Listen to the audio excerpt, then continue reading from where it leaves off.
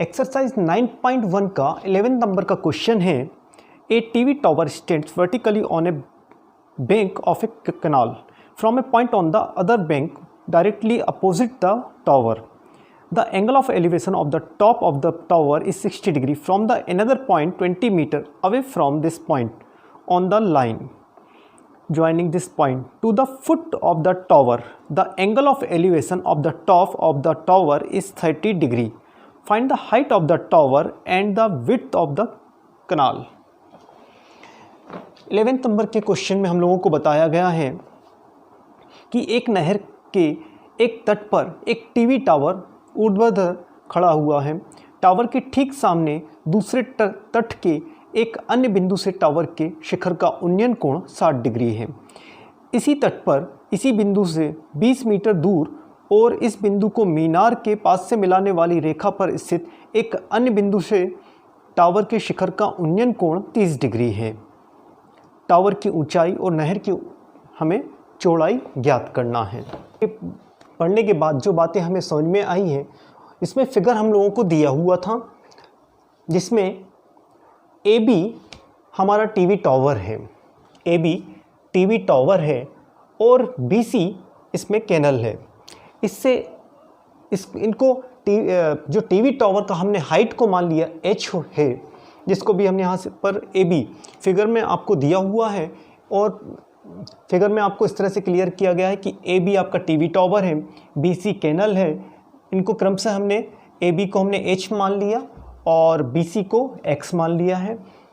कुछ इस तरह से हमें क्वेश्चन में बताया था कि जो पॉइंट सी है उससे 20 मीटर और आगे जाने पर एक दूसरा पॉइंट हमें डी प्राप्त होता है, जिसका इस टीवी टावर से एंगल ऑफ एलिवेशन उन्नयन कोण जो है वो 30 डिग्री का है।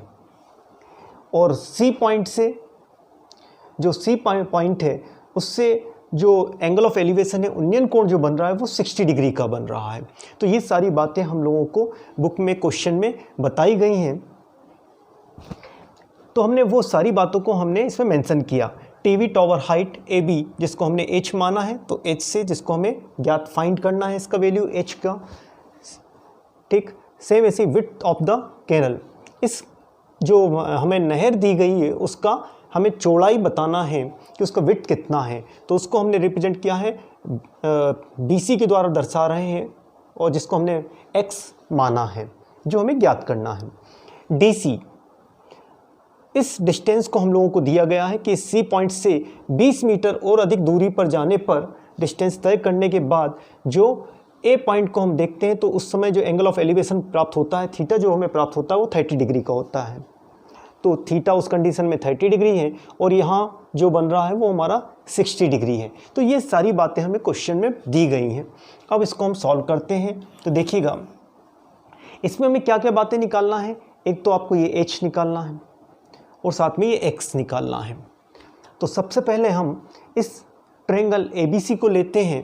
तो ट्रायंगल ABC, ट्रायंगल ABC में हमें मालूम है 60 डिग्री का एंगल बन रहा है, तो आएगा tan 60 डिग्री। tan का जो फार्मूला होता है परपेंडिकुलर अपान बेस। तो परपेंडिकुलर क्या हो गया h और बेस हो गया x। tan 60 का जो वैल्यू होता है वो √3 होता है, तो आ गया आपका h अपान x। तो h इज इक्वल टू लिख सकते हैं हम x √3। तो इसको इस तरह से हमने अलग से हाईलाइट कर लिया। अब हम नेक्स्ट जो ट्रायंगल लेने वाले हैं, ट्रायंगल ABD, इस बड़े ट्रायंगल को लेते हैं, ट्रायंगल ABD में हमें मालूम है, यदि फिर वही tan का लिखते हैं हम, tan 30 डिग्री की जब बात करेंगे तो परपेंडिकुलर और ये हो जाएगा बेस। क्योंकि हमें परपेंडिकुलर के बारे में बात करना पड़ेगी, साथ में हमें बेस के बारे में जो हमें दिया हुआ है यहाँ x और ये 20 दिया हुआ है, तो ये पूरा पोर्शन हमारा कितना हो जाएगा BD x + 20। तो हम लिखेंगे tan 30 degree is equal to क्या होता है हमारा परपेंडिकुलर अपान बेस। तो देखिएगा परपेंडिकुलर क्या हो जाएगा tan 30 के लिए, ठीक, ये AB यानी H, और बेस क्या हो जाएगा 20 + x यानी 20 + x, तो ये ध्यान रखेंगे हम लोग 20 + x। tan 30 डिग्री का जो वैल्यू होता है वो 1/√3 होता है, 1/√3 होता है। H 20 + x, इसको हमने वैसे ही लिख लिया। हमें निकालना क्या क्या है, हमें h का वैल्यू भी निकालना है, हमको x भी निकालना है।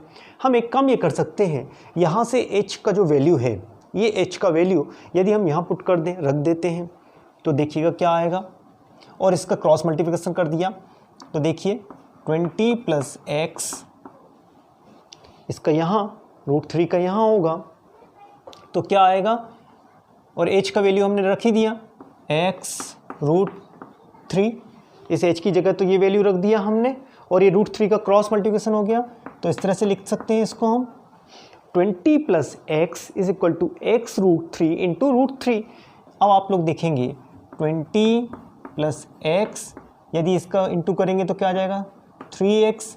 अब आप समझ सकते हैं इस x को बराबर के इधर ले जाएंगे तो क्या आएगा हमारा 23x - x। अब आप देखेंगे कि जब ये हमारा 3x में से x को माइनस करेंगे तो क्या आएगा, इसको यहाँ लिख देते हैं हम, तो क्या लिख सकते हैं, ये 2x हो जाएगा, तो 20 = 2x, तो x = क्या आ जाएगा हमारा 10, 2 क्रॉस में पहुंचा, अपान के रूप में आ गया, तो डिवाइड करेंगे तो 10 आ जाएगा। तो इस तरह से हमारा x का वैल्यू निकला, x का वैल्यू मतलब कैनाल का विड्थ निकल गया। तो एक आंसर तो हमारा यही हो गया, हमें ये जो नहर की चौड़ाई निकालने का बोला गया था, कैनल की विड्थ बोल रहा था निकालने का, तो वो निकल गया। हमें साथ में टावर का हाइट भी बोला गया है। टावर का हाइट निकालने के लिए हमें ये वैल्यू उठाकर हमें यहाँ रखना होगा, मतलब h = हमें दिया हुआ है क्या x √3, इसमें ये वैल्यू को पुट कर देते हैं तो आएगा h √3। अब हम लोग √3 का वैल्यू रखना चाहें तो रख सकते हैं 1.73, नहीं तो ये भी आंसर हमारा माना जाएगा। तो इस तरह से आपने टावर का हाइट क्या निकाला 10 √3, और x हमारा क्या हो गया, कैनल का विड्थ हो गया। तो ये आंसर हो गया हमारा। आंसर में क्या आया, x = 10 और h = 10 √3, तो ये आंसर हो गए हैं।